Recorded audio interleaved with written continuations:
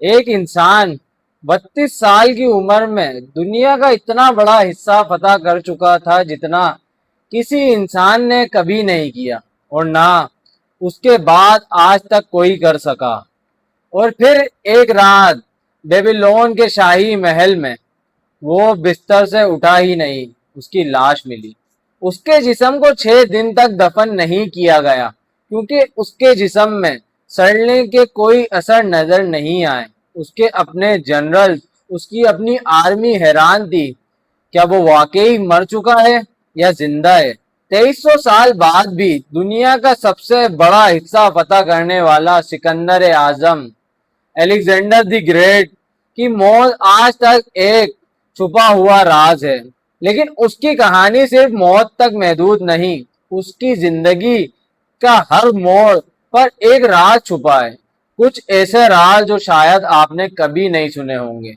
تو چلیے شروع کرتے ہیں۔ آج ہم بات کریں گے ایک ایسے بادشاہ کے بارے میں جس نے دنیا کا سب سے بڑا حصہ فتح کیا، سکندر اعظم الیگزینڈر دی گریٹ۔ میں ہوں عبد الرافع اور آپ دیکھ رہے ہیں انسائیڈ ود رافع۔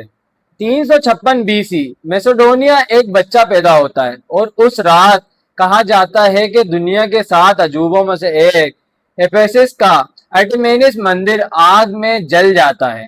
روایت ہے کہ جب لوگوں نے وجہ پوچھی تو کسی نے کہا ارتمس اپنی جگہ پر نہیں تھی، کیونکہ وہ میسیڈونیا میں ایک نئے بادشاہ کی پیدائش دیکھنے گئی تھی۔ وہ بادشاہ کون تھا؟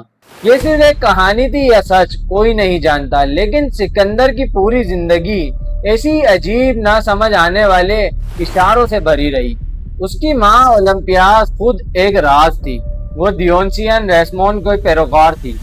کہا جاتا ہے وہ اپنے ساتھ سانپ رکھتی تھی ریچولز کے دوران، جادو کے دوران۔ اس نے ہمیشہ یہ دعویٰ کیا کہ سکندر فلپ کا بیٹا نہیں بلکہ خود زیوس کا بیٹا ہے، زیوس جس کو لوگ پہلے زمانے میں خدا بھی مانتے تھے، جو ایک رات بجلی کی صورت میں اس کے پاس آیا تھا۔ کیا سکندر خود یہ بات مانتا تھا؟ یہ وہ سوال ہے جو پوری زندگی میں بار بار واپس آتا رہے گا۔ جب سکندر چھوٹا تھا، ایک دن اس کے سامنے ایک جنگلی گھوڑا لایا گیا، اتنا بے قابو کہ کوئی بھی اسے کنٹرول نہیں کر پا رہا تھا۔ سب ہنس رہے تھے کہ یہ بچہ کیا کرے گا، لیکن سکندر نے ایک چیز نوٹس کی جو کسی اور نے نہیں دیکھی۔ گھوڑا اپنے ہی سائے سے ڈر رہا تھا۔ اس نے گھوڑے کا رخ سورج کی طرف موڑ دیا اور چند لمحوں میں وہ اس جنگلی گھوڑے پر سوار ہو گیا۔ اس کا نام رکھا گیا بیوس پیلس، اور یہ گھوڑا اگلے 20 سال تک ہر جنگ میں سکندر کے ساتھ تھا۔ اس کا باپ فلپ خود ایک عظیم فتح کرنے والا تھا جس نے پورے گریس کو ایک جھنڈے تلے جمع کیا، اور وہ یہ دیکھ کر سمجھ گیا کہ اس کا بیٹا کسی اور ہی قسم کا انسان ہے۔ اور پھر آیا ایرسطوطل، دنیا کے سب سے عظیم فلسفی نے سالوں تک خود سکندر کو پڑھایا۔ سکندر کو ہومر کی علاج اتنی پسند تھی کہ وہ اسے ہمیشہ اپنے تکیے کے نیچے رکھتا۔ کہتے ہیں کہ وہ خود کو ایکلیس سمجھتا تھا، وہ یونانی ہیرو جس نے اپنی شان کے لیے سب کچھ داؤ پر لگا دیا تھا۔ 336 BC فلپ اپنی بیٹی کی شادی میں موجود تھا جب اس کے اپنے ہی باڈی گارڈ نے اسے چھورا گھونپ دیا۔ فلپ جسے میسیڈونیا کو دنیا کی سب سے طاقتور فوج دی تھی، موقع پر ہی مر گیا۔ قاتل کا نام پوسینیس تھا اور اس کی وجہ آج تک چھپی ہوئی ہے۔ کچھ کہتے ہیں کہ یہ ذاتی دشمنی تھی، لیکن کچھ پرانے روایتوں میں ایک اور نام بھی لیا جاتا ہے۔ خود اولمپیاس، سکندر کی ماں، اس نے اپنے شوہر کو مروا دیا۔ کیا اس نے اپنے شوہر کا قتل کروایا تاکہ اس کا بیٹا جلدی تخت پر بیٹھے؟ اس کا جواب آج تک کوئی نہیں دے سکا۔ جو بھی ہو، سکندر صرف 20 سال کی عمر میں بادشاہ بن گیا، اور اپنی پہلی ہی چال میں اس نے ہر اس شخص کو ختم کروا دیا جو اس کے تخت کے لیے خطرہ بن سکتا تھا۔ اپنے ہی سارے رشتہ دار تک مروا دیے۔ یہ وہ سکندر نہیں تھا جو ہسٹری میں، بکس میں اکثر دکھایا جاتا ہے۔ یہ ایک ایسا جوان تھا جو جانتا تھا اگر طاقت کمزور پڑی تو موت فوراً آتی ہے۔ پرشیا کی طرف بڑھتے ہوئے سکندر ایک شہر تک پہنچا جہاں ایک قدیم رسی کی گٹھی تھی، گورجین نوٹ۔ प्रिडिक्शंस थी जो इसे खोल देगा वो पूरे एशिया का बादशाह बनेगा। सदियों से कोई इसे खोल नहीं पाया था। सिकंदर आया, एक नजर देखा और अपनी तलवार निकालकर उसे काट दिया। गुत्थी खत्म। प्रिडिक्शन एक झटके में पूरी हो गई। कुछ साल बाद पर्शिया के दिल परसेपोलिस, जहां पर्शियन बादशाहों की अजमत सदियों से कैद थी, सिकंदर की फौज ने इस शहर को आग लगा दी। क्यों? कुछ हिस्टोरियंस कहते हैं कि ये एक सोचा समझा फैसला था। 150 साल पहले पर्शियन ने एथेंस को जलाया था और ये उसका बदला था। लेकिन कुछ पुरानी रिवायतों में एक और कहानी है। एक रात की शराब नोशी की महफिल में थाइस नामी एक औरत ने मशाल उठाई और सिकंदर ने जाम के नशे में खुद अपने हाथों से आग लगाई। क्या ये सोचा समझा सियासी पैगाम था या एक रात का नशा जिसने तारीख बदल दी? 331 बीसी गुआगा मेला के मैदान में सिकंदर की फौज पर्शियन बादशाह डेरियस III की फौज के सामने इतनी छोटी थी कि उसे देखकर सिकंदर के अपने जनरल भी घबरा गए। कुछ अंदाजों के मुताबिक डेरियस की फौज सिकंदर से 5 गुना ज्यादा थी। रात को जंग से पहले कमांडर परमोनियन ने रात के अंधेरे में हमला करने का मशवरा दिया। दुश्मन इतना बड़ा था कि सीधी लड़ाई खतरनाक थी। सिकंदर ने इनकार कर दिया। उसका जवाब था, मैं जीत चोरी नहीं करता। अगली सुबह उस नामुमकिन लड़ाई में सिकंदर ने जीत हासिल की। एक ऐसी जीत जो आज तक दुनिया की मिलिट्री एकेडमिक्स में पढ़ाई जाती है। जंग के बाद डेरियस की माँ, बीवी और बच्चे सिकंदर के कैदी बन गए। सबको यकीन था कि उनके साथ बुरा सलूक होगा। आखिर वो दुश्मन का खानदान था। लेकिन जो हुआ किसी ने भी नहीं सोचा था। डेरियस की माँ सिसिगेम्बिस एक दिन गलती से सिकंदर के सबसे करीबी दोस्त हेफेस्टियन के सामने झुक गई। क्योंकि वो सिकंदर से लंबा था, उसे ही बादशाह समझ लिया। जब उसे अपनी गलती का एहसास हुआ वो शर्मिंदा हो गई। सिकंदर ने मुस्कुराकर कहा, गलती मत करो माँ, वो भी सिकंदर ही है। ये एक जुमला सदियों बाद भी उसके कैरेक्टर को, उस पहलू को दिखाता है जो उसकी जंगों की कहानियों में अक्सर गुम हो जाता है। लेकिन ये सिर्फ एक पहलू था सिकंदर का। कुछ साल पहले जब यूनान के शहर तहबीस ने उसके खिलाफ बगावत की थी, सिकंदर ने पूरे शहर को जमीन बोस कर दिया। 6000 लोग जंग में मारे गए। बचे हुए 30,000 लोग, मर्द, औरतें, बच्चे, सब गुलाम बनाकर बेच दिए गए। एक पूरा शहर जो सदियों से आबाद था, चंद दिनों में नक्श से मिटा दिया गया, उनकी हस्ती मिटा दी। और तैयारी के साथ महीने के मुहासरे के बाद सिकंदर का गुस्सा इतना ज्यादा था कि उसने 6 से 8,000 लोगों को कत्ल करवाया और 2,000 मर्दों को साहिल में डुबा दिया गया। वो चाहता था कि बाकी दुनिया देख ले उसके खिलाफ बगावत करने का अंजाम क्या होता है। 30,000 से ज्यादा लोग गुलाम बना लिए गए। मॉडर्न हिस्टोरियंस का अंदाजा है कि सिकंदर की जंगों में सिर्फ लड़ाई के मैदान में कम से कम 2 लाख लोग मारे गए। और अगर भूख, बीमारी और रेगिस्तान के सफर में होने वाली मौत भी शामिल की जाए तो कुछ अंदाजे ये तादाद 10 लाख तक भी ले जाते हैं। ये वो सिकंदर था जिसे हिस्ट्री द ग्रेट कहती है। मिस्र की सरहद से दूर सहारा के सबसे खौफनाक रेगिस्तान में एक कदीम ओरेकल थी, शिवा की ओरेकल। सिकंदर ने अपनी फौज छोड़ी, खतरनाक रेगिस्तान पार किया सिर्फ इस ओरेकल से मिलने के लिए।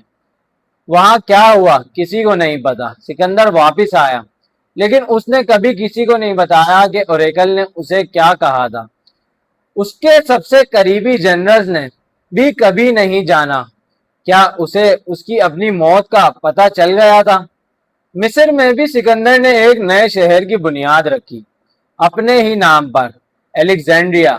कहा जाता है कि उनके पास शहर की लकीरें खींचने के लिए काफी चौक नहीं थी, तो उन्होंने जौ के दानों से जमीन पर नक्शा बनाया और अचानक हजारों परिंदे आए और सारा जौ चुग गए, खा गए। सिकंदर के शेर एरिस्टेंडर ने इस वाकये को एक निशानी समझा। ये शहर एक दिन इतना ज्यादा लोगों को खाना खिलाएगा جتنا کوئی سوچ بھی نہیں سکتا۔ صدیوں بعد الیگزینڈریا واقعی دنیا کا سب سے عظیم شہروں میں سے ایک بنا، اس کی لائبریری علم کا سب سے بڑا خزانہ۔ ہندوستان میں دریائے ہیڈیسپیس کے کنارے سکندر کا سامنا ہوا ایک ایسے بادشاہ سے جیسا اس نے پہلے کبھی نہیں دیکھا تھا، راجہ پورس، اور اس کے ساتھ تھے سینکڑوں جنگی ہاتھی، ایسا ہتھیار جو سکندر کے سپاہیوں نے کبھی نہیں دیکھا تھا۔ یہ اس کی سب سے مشکل جنگ تھی، اور یہ جنگ جیتنے کے بعد سکندر نے پورس سے پوچھا، تمہارے ساتھ کیسا سلوک کیا جائے؟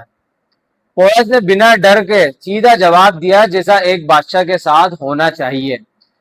سکندر اتنا متاثر ہوا کہ پورس کو پورا علاقہ واپس اسی کو دے دیا اور اسے اپنے سب سے وفادار ساتھی بنا لیا۔ لیکن اس جنگ کی بھی ایک قیمت تھی۔ بیوسیفیلس، وہ گھوڑا جو بچپن سے اس کے ساتھ تھا، جس نے ہر جنگ میں اس کا ساتھ دیا تھا، جسے اس نے قابو کیا تھا، اس جنگ میں زخمی ہوا اور مر گیا۔ سکندر نے اپنے پیارے گھوڑے کی یاد میں وہاں ایک نیا شہر بسایا، بیوسیفیلا۔ اب وہ دن آتا ہے جس دن اس کی اپنی فوج نے جو سب سے وفادار تھی اس کو نہ کہا۔ آگے ہیپاسس دریا کے کنارے کچھ ہوا جو پہلے کبھی نہیں ہوا تھا۔ سکندر کے سپاہی جو سالوں سے ہزاروں میل دور ہر جنگ اس کے ساتھ جیت چکے تھے، تھک چکے تھے۔ گھر کی یاد، سالوں کی جنگ، ان کے جسم اور ذہن دونوں چور ہو چکے تھے۔ انہوں نے آگے بڑھنے سے انکار کر دیا۔ سکندر، جس نے کبھی کسی دشمن سے ہار نہیں مانی تھی، 3 دن تک اپنے خیمے میں اکیلا بیٹھا رہا، کسی سے بات نہیں کی، خود کو پوری طرح بند کر لیا۔ آخر کار اسے جھکنا پڑا۔ دنیا کا سب سے بڑا فتح کرنے والا اپنی ہی فوج کے سامنے مجبور ہو گیا۔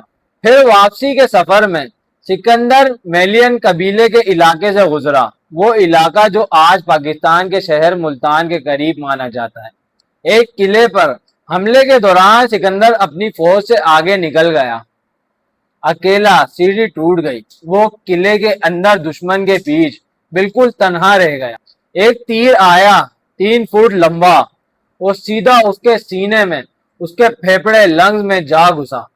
سکندر گرنے سے پہلے بھی لڑتا رہا، خون بہتا رہا، جب تک اس کے سپاہی قلعے تک نہیں پہنچے۔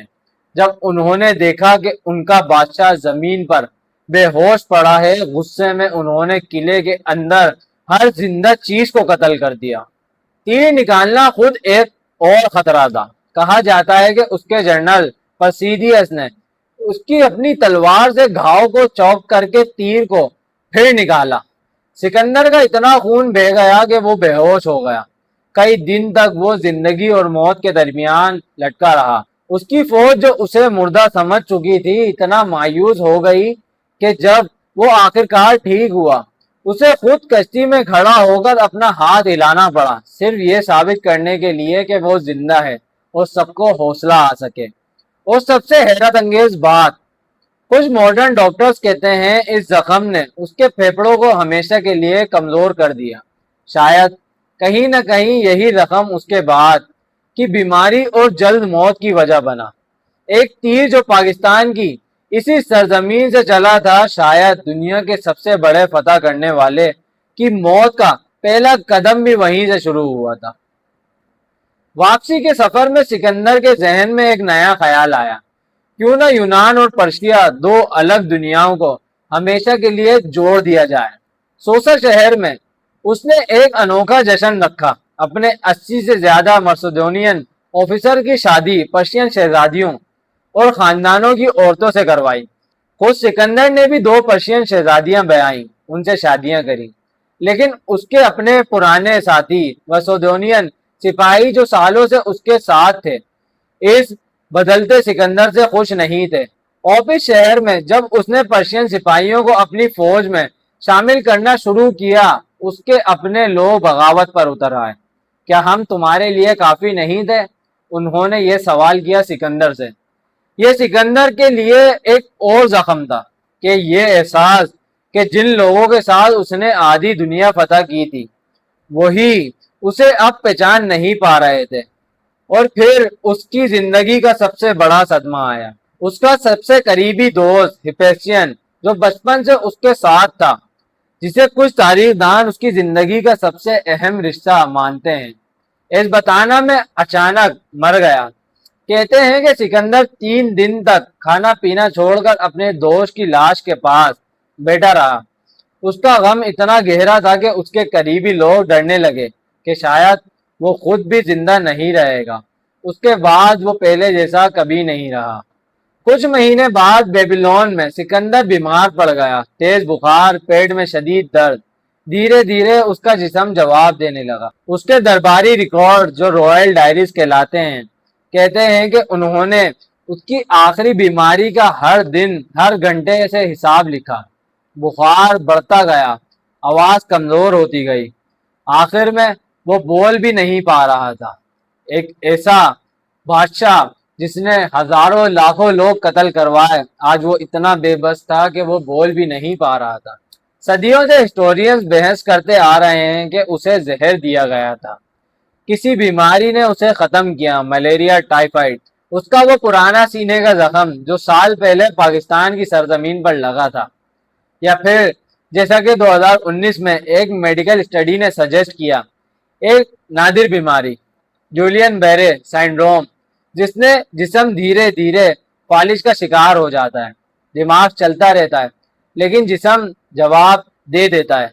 यही वजह थी कि शायद उसका जिस्म 6 दिन तक मुर्दा नजर नहीं आया, क्योंकि हो सकता है वो अभी जिंदा था, अपने ही जिस्म के अंदर कैद, बोलने या हिलने से कासिर, जबकि उसके इर्द गिर्द लोग उसे दफन करने की तैयारी कर रहे थे।